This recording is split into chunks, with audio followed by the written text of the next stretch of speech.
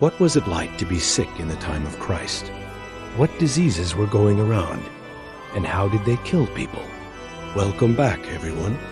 I'm a historian, and let's talk about Jesus healing the sick. So this is really a two-part question. Let's start with what was it like to be sick in the time of Christ.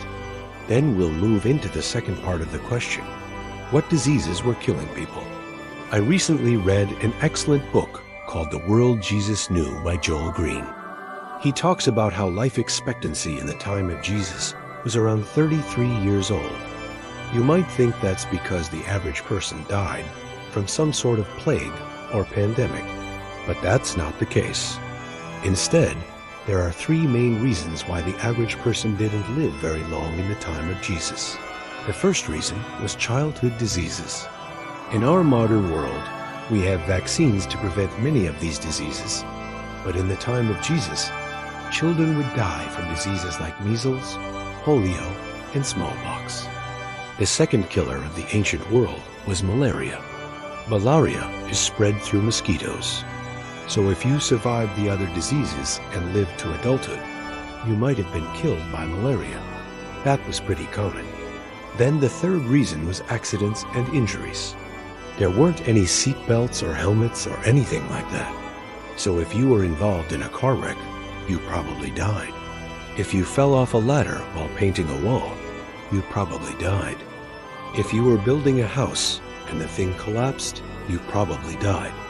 So those were the three reasons people died in the time of Jesus: childhood diseases, malaria, and accidents. Now, one more thing I want to mention before we move on. When we think of being sick in the time of Jesus, we often picture someone laying in bed, and we trying to imagine what kind of medicine they would have used. But keep in mind, for most of human history, people didn't go to a hospital when they were sick. They went to a priest or some sort of spiritual healer.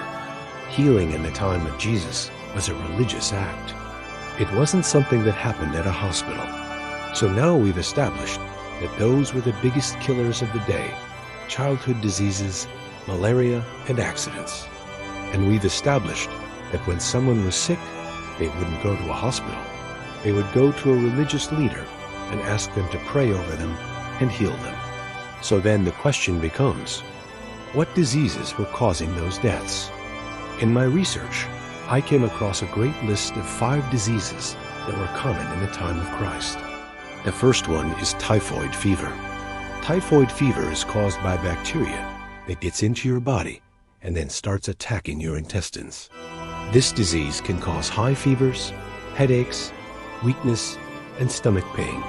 One thing that makes typhoid fever so dangerous is that it can lead to pneumonia and other complications.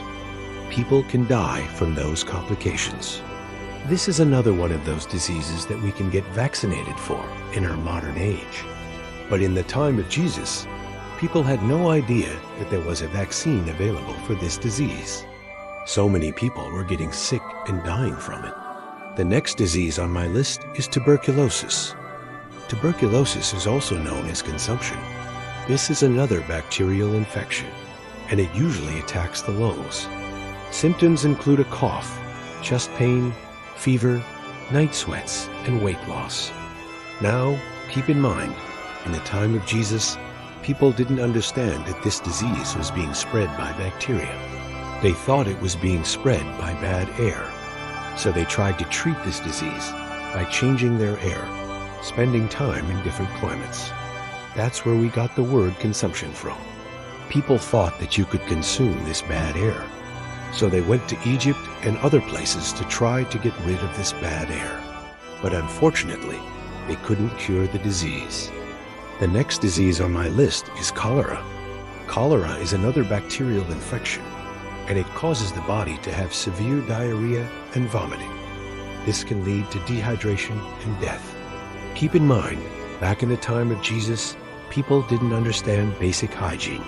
So things like washing your hands before you eat and after you use the restroom wasn't really a thing. So this disease was being spread all kinds of ways.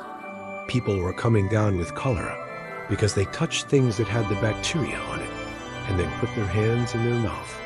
Maybe they were eating food that was prepared by someone who was carrying the bacteria.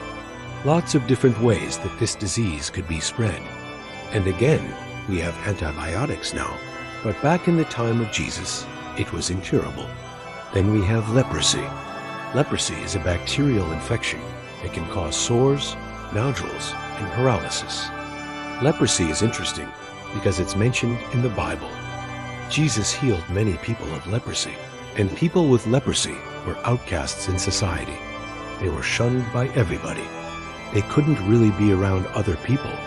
And if you read some of the stories about Jesus healing lepers, you'll see that sometimes they would come up to Jesus and ask him to heal them, and then he would touch them, and they were healed. Now, in many people's minds, touching a person with leprosy meant that you became unclean, but Jesus didn't follow that rule. He reached out and touched people who had leprosy and healed them. Then the last disease on my list is malaria. We talked about this earlier. Life in the time of Jesus was hard enough, without having to worry about mosquitoes that were going to make you sick and maybe kill you.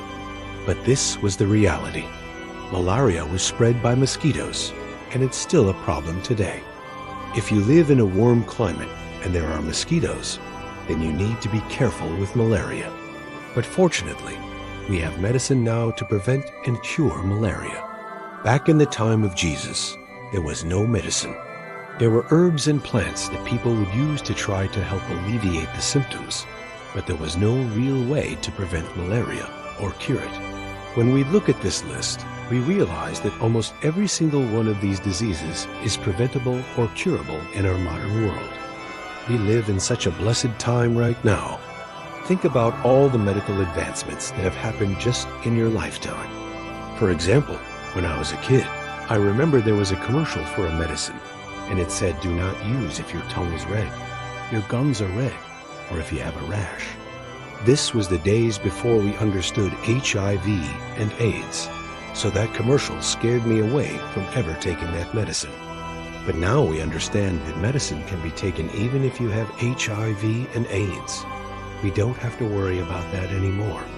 So many medical advancements in just the last 40 or 50 years.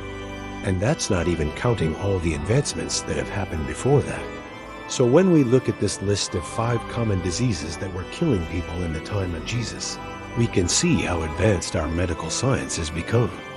Not only does this show how far we've come, it also gives us perspective. It shows us how good God has been to us. If these diseases were killing people in the time of Jesus, how much more would they kill someone today if we didn't have medicine to fight them? The point is that we should thank God for the medical science that we have in our day. We should thank God for the doctors and nurses who use that medical science to heal people. So that brings us to the end of this episode. I hope it has helped you better understand the time period in which Jesus lived. If you want to learn more about what it was like to be sick in the time of Jesus, I highly recommend reading the book The World Jesus Knew. I will put a link to it in the description below. I hope you enjoyed this episode. Please remember to share and like and subscribe. And until next time, thanks for watching.